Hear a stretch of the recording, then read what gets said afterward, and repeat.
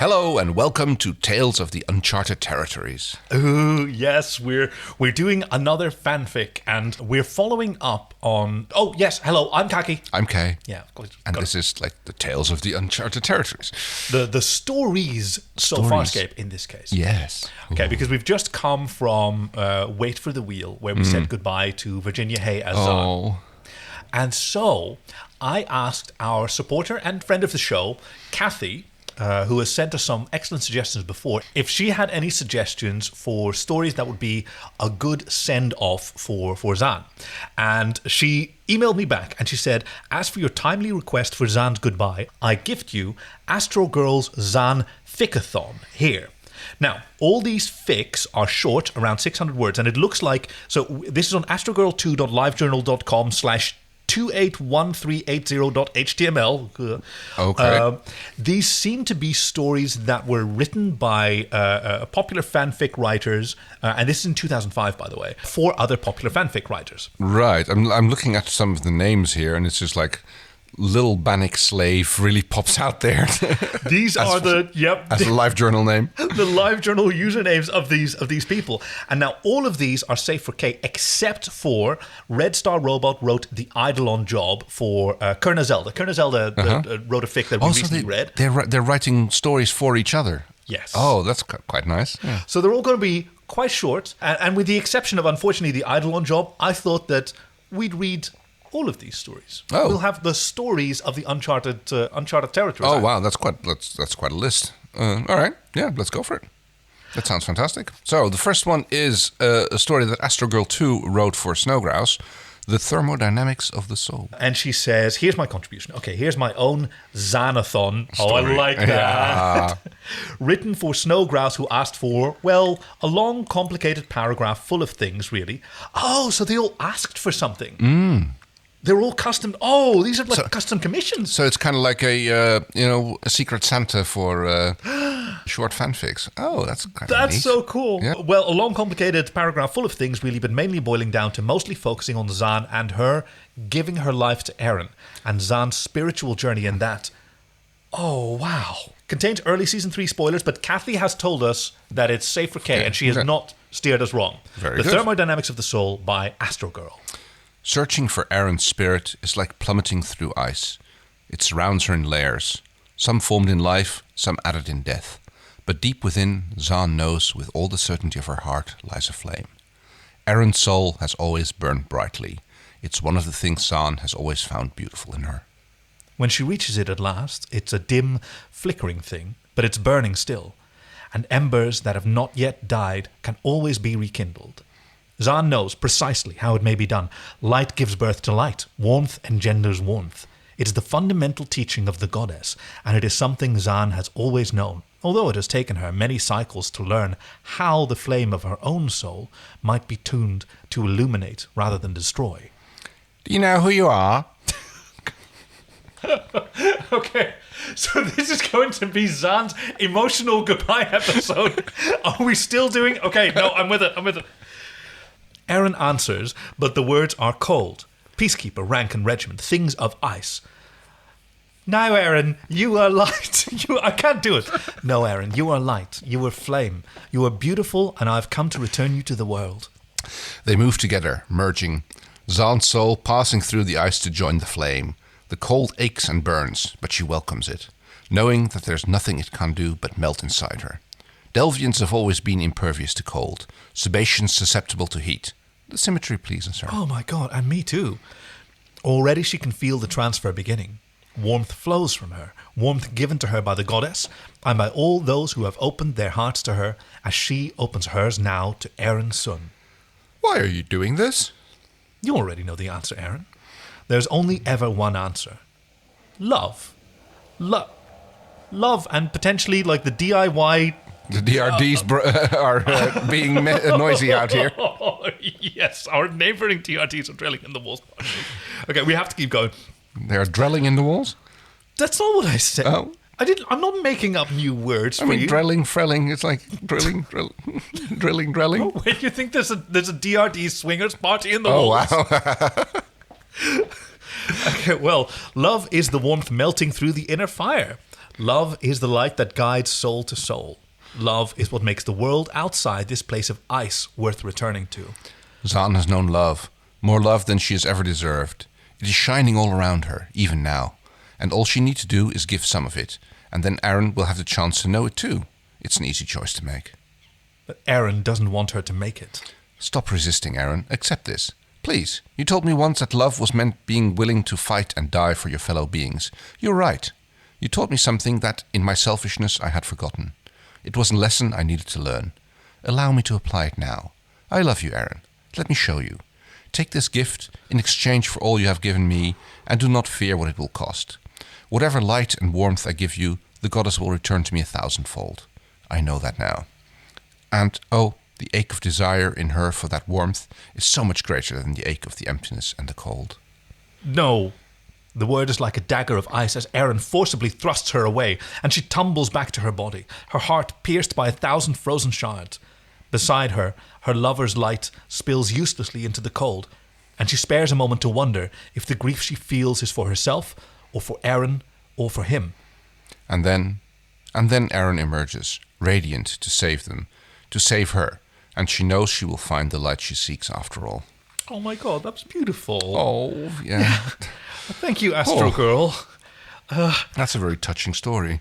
I'm seeing here on LiveJournal that Astrogirl has, like, her user icon is Zhaan cradling, or a star cradling Zhaan, and her status is Zhaan-tastic. And she also says, my meme life is way more interesting than my real one. Okay, next up, back to the Zhaan Ficathon master list, which is by Kerna Zelda, I hope I'm saying that right, who wrote a fic that we recently read as well, who wrote Solicitude for Voleuse, or Voleuse, I think. Ooh, I'm getting an adult content notice here. Oh dear, well, yes we are over least 18 years old. Yes, so spoilers for early season 1, rating PG, 600 word count. Thank you to Astrogirl2 for running the Ficathon. And a summary, Voleuse's request, Rigel, economics and philosophy. Ooh, what a combo. Ooh, that sounds great. The voice was raucous with glee, and the throne sled whined and wobbled as it adjusted for its passengers' erratic motions.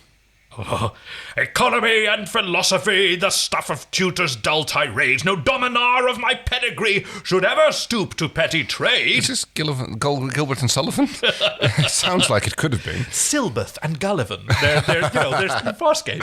Summation, yes. Or Scarons. That sounds more like Scaron names. He dipped into the Hurlian grapes, and by the pinched brow ridges of the proprietor had done so without paying. Zhaan directed an apologetic smile at the being, fluttering her fingers down on either side of her head. The green-skinned merchant eyed her, pupils narrowed to slits. The heavy forehead smooth after a moment. What's a Delvian doing with a thieving sly knot like that? Zhaan dipped her chin, her smile growing edged under the softness of her voice. He is my shipmate, she said, lashes lowered. She curled a finger through the pale green trellis that supported the vines. It has been several weekends since we encountered a hospitable planet. Rigel is understandably pleased to find food to his taste. A shrug of her shoulders shifted the neckline of her thin gauze drapery, and the Hurlian's blue eyes widened. I just got a really good visual image of her doing exactly that shoulder shrug. And yes, that's like such a good description of how Zhaan moved. Delvians are rare in these parts, she said.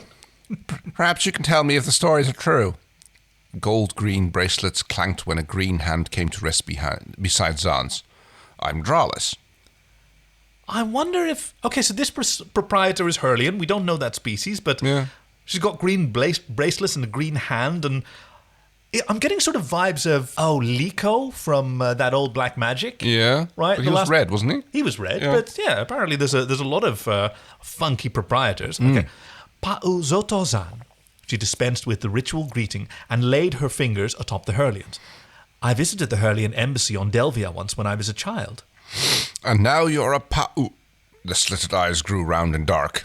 You wouldn't try to cheat an honest woman of her livelihood, of course. I like these. Zhaan reached down with one hand and clinked the soft pouch at her waist. Do not fear. What the Hynerian took, I shall pay full price for. She moved nearer, and their hands on the trellis twined. Ooh, I trust you will tally the cost fairly. Mm-hmm. A faint rustle of fabric was the only sound for a moment, then breathlessly, a pleasure to make your acquaintance, Zoto-san. Oh, so she's not like an old-timey prospector anymore? No, I guess like she's gone a little bit more soft silks and sultry looks. And yours. After a microt or two, Zhaan stepped back, retrieving her hand from the other's moist grip. Ooh. She drew in a deep breath, eyes half closed. A most equitable trade. A light green palm caressed her upper arm, and then a round, cool globe was rolled against her parted lips. A sample of other wares. The grape was thin-skinned and split between Zhaan's teeth. Tart juice sluiced over her tongue. An errant drop rolled down her chin, and a thick nailed finger stopped it, glided upward to the swell of her bottom lip. I can see why this is like NC-17. Get me to the painting couch. I've got a case of the vapors. Zhaan licked the finger clean. Her eyes gleamed. I see now why Rigel succumbed so quickly. Your fruits are very fine. She inclined her head, brushed the finger of one hand over Dralis's wrist, and folded the other around the woman's ear, finding the pressure points of her skull. A twist of her wrist, and the Hurlian gasped, eyes fluttering. So that was like a Delvian neck pinch that we're seeing here. Anyway, when the merchant recovered, microts later, she squeezed Zhaan's hand. It has been an honor, Pao, she murmured, blue eyes sharpened. And now, for what your shipmate took? Currency exchanged hands, and both women nodded. Mutual satisfaction achieved. Yeah, I bet. Bit of the force sensation there. Zhaan turned her head, taking one last look about the trellises and struts and cords, twined with vibrant greenery and ripe fruit, full and blue on the vines. She sighed. I should like to stay longer, but our journey is not yet over. There is never an end to the journey, Pao. But sometimes a moment of rest makes it easier to go on. Oh. Warm eyes held hers. You are wise, Zhaan murmured, bowing her head. Thank you for the moment. She sketched a gesture and departed. There was a Hynerian to contain, and a Leviathan waiting to carry them onward. Oh, that's a lovely little short. Oh, thank you, Krenazelda, and apologies if I'm still mispronouncing your name, because I don't quite know. Okay. If we are doing this correctly. Okay, so we're moving on from that to one by Lil Bannock Slave, who wrote Powwow Taco for Empty Gat, which I'm deeply curious about now. Oh, so Powwow Taco. So my challenge, says Lil Bannock Slave, was to write more SZ, damn it. I guess Stark Zhaan? I suppose. /Z. Yeah, oh, there's a slash sense. in there. Yeah. But not overly angst-filled. Writing a not overly angst-filled S/Z for someone whose icon proudly bears the word cannon whore. Oh okay, my God. That sounds more like a talent thing, but, you know. Especially because there's two N's in cannon whore. That's what I mean. Okay, so I give you Powwow Taco, only a teensy-wincy bit of angst in the middle, but blink and you would miss it. I am for warm, fuzzy, and light. And a huge thank you for Red Star Robot for volunteering her time in the correction of my horrendous grammar and mistakes. And something about noodles. Noodles. Stark, does your kind eat? Nothing. Because Rigel said it like he hasn't seen you all day. Still nothing. Stark, if you don't answer me in 3 microts, I'm going to blast through the door. Oh, so it's Aaron. Finally, Aaron was greeted with a sign that the Bannock was still alive. A broken tool flew between the bars of the cell door. Broken! A few microts later, it was followed by 2 more tools that looked like they had been welded together into a globular mass. Broken! What are you doing? He appeared at the door, leaning on the bars as if they were the only thing keeping him upright. Not enough time. Left it too long. Couldn't find parts when I had time, and now I have them, and I don't have time. Oh, this is Stark. Yes. I thought you were doing a great Stark. Oh, thank you. Well, I haven't really put my back into it, but I couldn't really find parts when I had time, and now I have them, and I don't have time. Not enough time for what? Aaron asked, part of her wishing for a bigger pulse rifle. Ooh. Stark shook his head and dropped his voice to a whisper. Big secret, little secret, secret. He retreated back into the shadow, gnarled claws. No, what does it have in his pockets? Stark! And he returned to the door. Are you coming to eat? Stark's single eye widened as he considered the offer. Not hungry. Busy. Very busy. With a shrug to herself, Aaron left the Bannock to whatever little project he was working on. Broken. Another tool hit the wall. Another tool hit the wall. Yeah. Another tool hit the wall. Yeah. So, this Powwow Taco, is it like a birthday? Pa'u Watao. It is the anniversary of her Delvian Seek. So, a birthday. Crichton turned back to Dargo and lifted his head to one side. The Luxon seemed to find an imperfection on the floor absolutely fascinating. Of course, within the past couple of days, Dargo had discovered that his son was alive, a slave, and about to be auctioned like a piece of property. Not an easy package. Crichton turned his own attention to the view of the commerce planet Moya was orbiting, one of the few that did not have wanted beacons all over its surface. So, we can have a celebration or something? Gianna said, munching on a food cube. Yeah, do we get a powwow cake? I think this is Dargo again, so I'm going to... No, I've got one. Oh, sorry, yeah. The Pa'u Watao is a time of quiet meditation and reflection on one's past and future. It sounds more like it's like something that Zhaan would say, considering these are Zhaan stories. They seem to be talking about her. Oh, fair point, yeah. So, no cake? Quiet meditation, Gianna said. Frel, what do her people do for fun? Step into the light. Crichton accompanied his theory with a strange impression of a more pleasured Zhaan that Chandler joined playfully. Well, I'm going to have a party. Gianna finished her food cube with an accomplished swallow. Things have been getting frel since Stark got here. Hey, where is the Phantom of the Opera? He offered his services as a waybringer. Zhaan accepted. Crichton and Chana looked at each other and then back at Dargo. Is that a proposition? Gianna asked, confused. Dargo's eyes still had not left the spot on the floor. It was actually quite an interesting shape, like someone had stepped on a bug. Maybe someone had. A waybringer is an anchor to keep her path back to this world while she ventures into the next. You know, Kathy has complimented us on our Dargo voices. Oh, wow. And no others. So... Gianna had several visuals that went with the word anchor. Hey, how come you know all about this? I was once her waybringer myself. Gianna now had several visuals she didn't want that went with the word anchor. Aw, I'm going down to the planet for supplies. No crackers, Crichton and Dargo chorused as she left. Good one. Throughout his work that day, Stark had been practicing the chant he now muttered under his breath. Lakmarukabi, Lakmarukabi. Oh, no. A different one. Holding one of Zhaan's hands in his own, he used his free hand to sprinkle incense over the candle that sat between them. The purple flakes shimmered in the flame. Eyes closed, with the only sound Stark's whispering voice as he held her hands in his own, Zhaan found her mind wandering to the first night after they had met. His mind had screamed within hers, and she had gone to his new quarters, only to find him curled up in the corner. Sleeping, awake. He had awoken in the darkness, and he had been dreaming of the cell. Aw. She remembered when she had once had the same dreams. Had they been dreams? Her whole life, as she knew it, could be an illusion?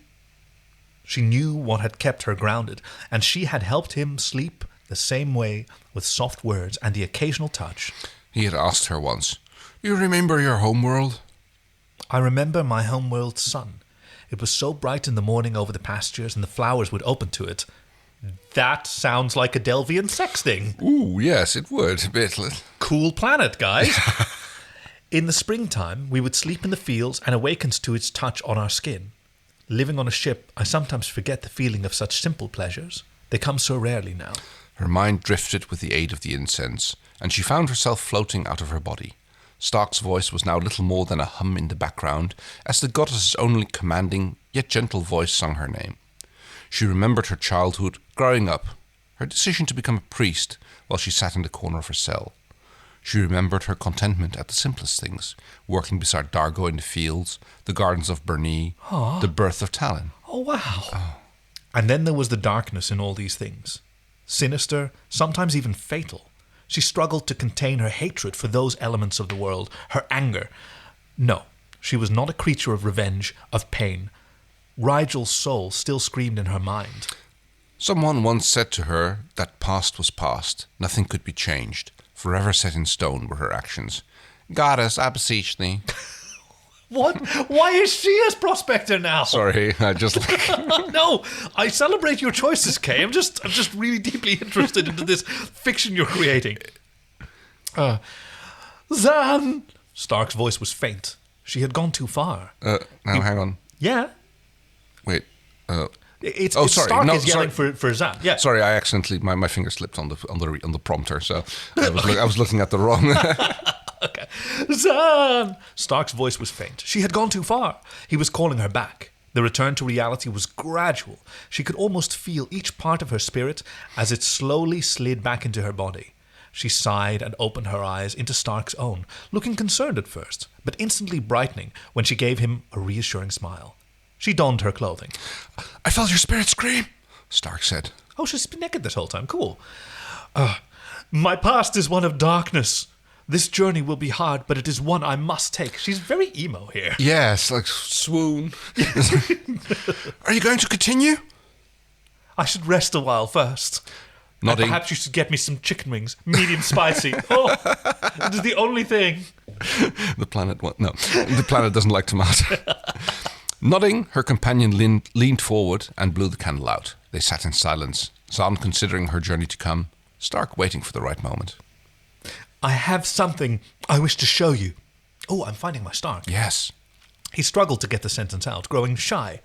Had the situation been any different, Zhaan would have laughed, but he looked so vulnerable then that she placed her hand upon his arm instead.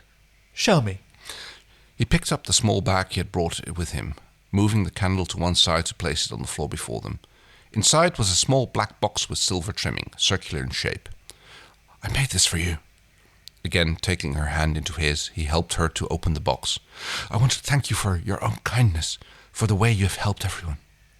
The dim shadows were replaced by a fantastic glow that filled the room, at once orange and yellow and red, and she gasped, eyes closing as the light bathed her skin, like the rays of her homeworld sun so many cycles ago. She remembered playing in the fields, her father's voice calling to her as the morning meal was prepared, the music of the morning. She remembered smiling, laughing with her friends. She remembered peace. It was with a sense of sadness that she closed the box again, lifting it to hold it close to her heart. It is so you never forget the light, Stark said, avoiding eye contact shyly. Memories of their first night together flooded back to her again, and with her free hand she reached out to touch his face, tilting his head up so that his eye looked into hers. No, Zhaan could not change the pain of her past, but neither could she remove the light. It was this that she would carry. She would walk into the future renewed, a being of the goddess' will and strength. In her future actions, she could hope to mend her past mistakes and make amends to anyone she had hurt. She could help others as she had once been helped, offering healing and guidance. Yes, she could feel it. The goddess beside her, behind her. She could feel the divine arms surround her, holding her up when she would stumble. And Stark. She would walk forward with him, and when the time came, she would work to help others at any cost. Thank you, my dear Stark. Jesus Christ. Fucking Jesus. You didn't hear that. I know I didn't edit it out with a fun bloop this time, but you didn't. Daddy didn't mean it. At these words, he smiled in a way she had never seen him smile before. Moving to sit beside him, her arms were resting upon his. She placed the box before them and slowly unbuckled his mask and gathered him into a gentle embrace. This journey they would take together. Ooh. Oh, Yeah. that's really, really beautiful. Yeah, that's a touching story. Okay, well, I see we still have a bunch of stories still to go, so how about we save those for next time? Sounds like a fantastic plan. So this time we've done Astrogirl2's The Thermodynamics of the Soul, Kerna Zelda's Solicitude, and now also Lil Bannock Slave's Pow Wow Taco.